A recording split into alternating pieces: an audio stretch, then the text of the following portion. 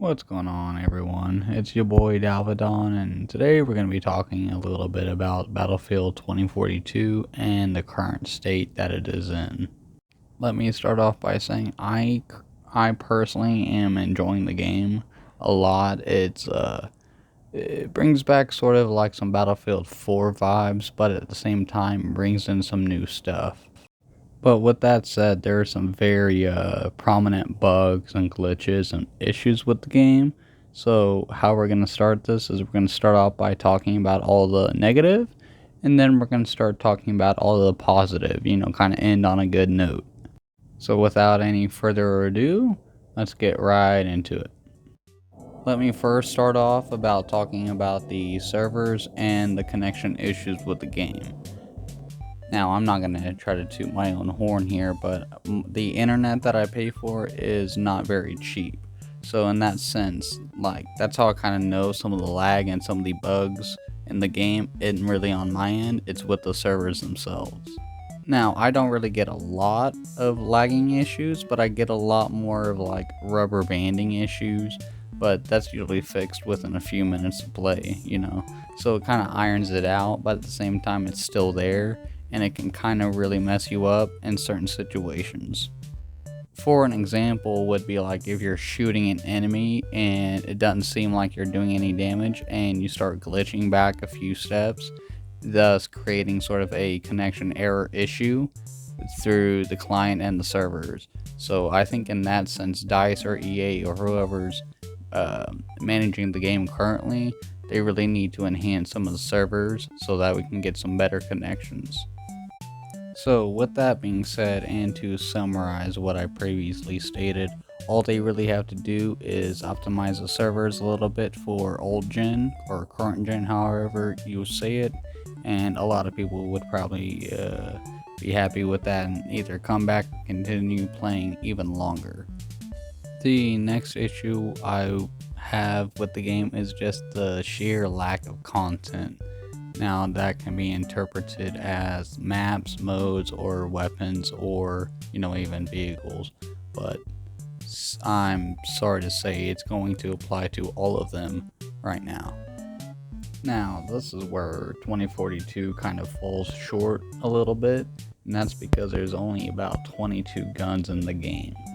Some of the weapons, they feel unresponsive, or some of them, their recoil just seems like the aim assist fights you more than it helps you.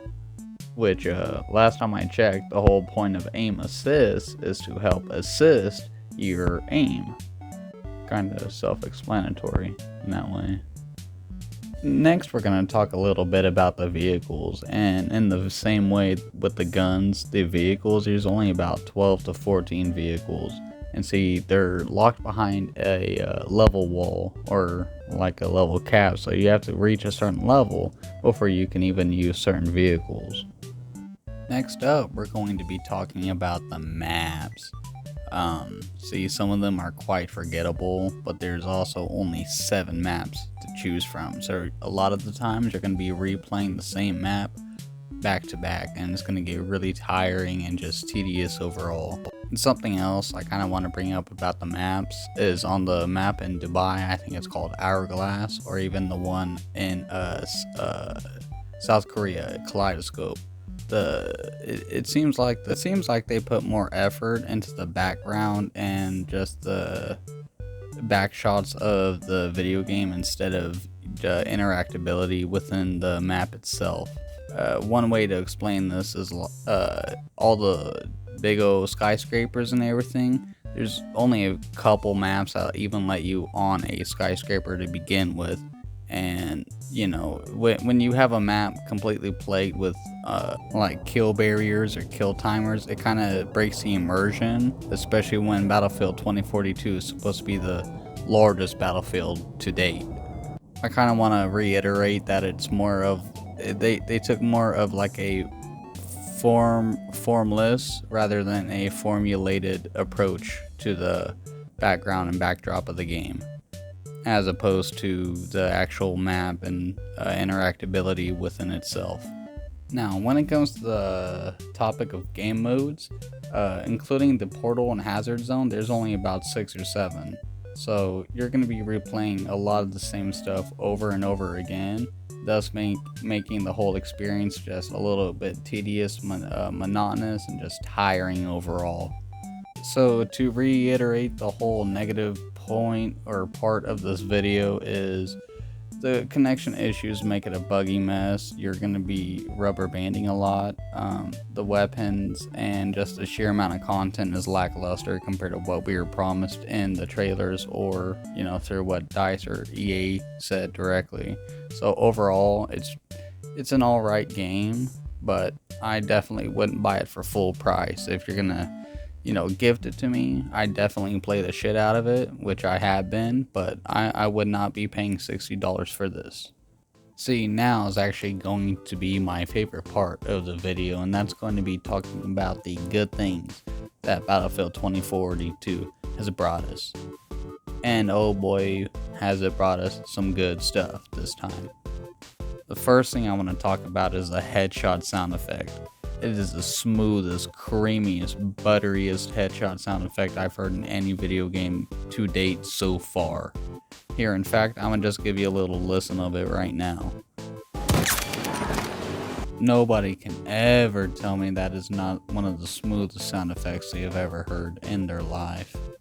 So with that out of the way, I just want to bring up how it's actually kind of fun to play. You're playing the same stuff over and over again, as stated in the first part of this video, but sometimes it never gets old. Sometimes you'll be playing for 2-3 hours on end just because of how much fun you're having, or just bullshitting around. You don't have to be getting kills or winning to have fun in 2042.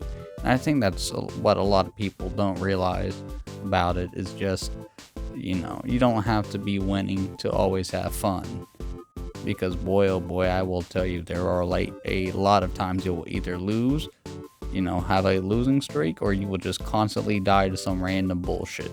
But all jokes aside, it's really fun. It really is. And speaking about how fun it is, the guns are so fun to play with. I mean, you have the snipers, which are very they're just really responsive, and it feels like whenever you do get those cool ass headshots, it feels powerful, and it feels like you just took someone's head off. What you think a sniper rifle should be able to do. And the attachment system, I love how you have the little pop-up menu and you can switch attachments on the fly or whenever you feel like it. I use it a lot personally, just messing around with some of the ammo types, because it adds a fun set of new ammo types, except for we don't have any frag rounds for shotguns anymore, sadly. Yeah, that's right, I was one of them people on Battlefield 3. I forgot how old I was, but I was a kid. But you give me them frag rounds and y'all, get the clap. All right, don't test me, y'all. Don't try me. Oh, where the fuck did I get the stutter from? But nevertheless, to end on a high note, I just want to let you all know it is a damn good game. It may not be worth $60, but it is damn worth $50. And with EA and DICE coming out and saying that they really are going to put a lot more into this game with future updates and patches, I believe them this go around. What I would love to see though is some Battlefield 4 integration with the portal system. I feel like that would just boost the player count exponentially. I mean, who doesn't love a good round of Battlefield 4 Siege of Shanghai, But, yeah, with all that out of the way, my name is Dalvin, and have a great day.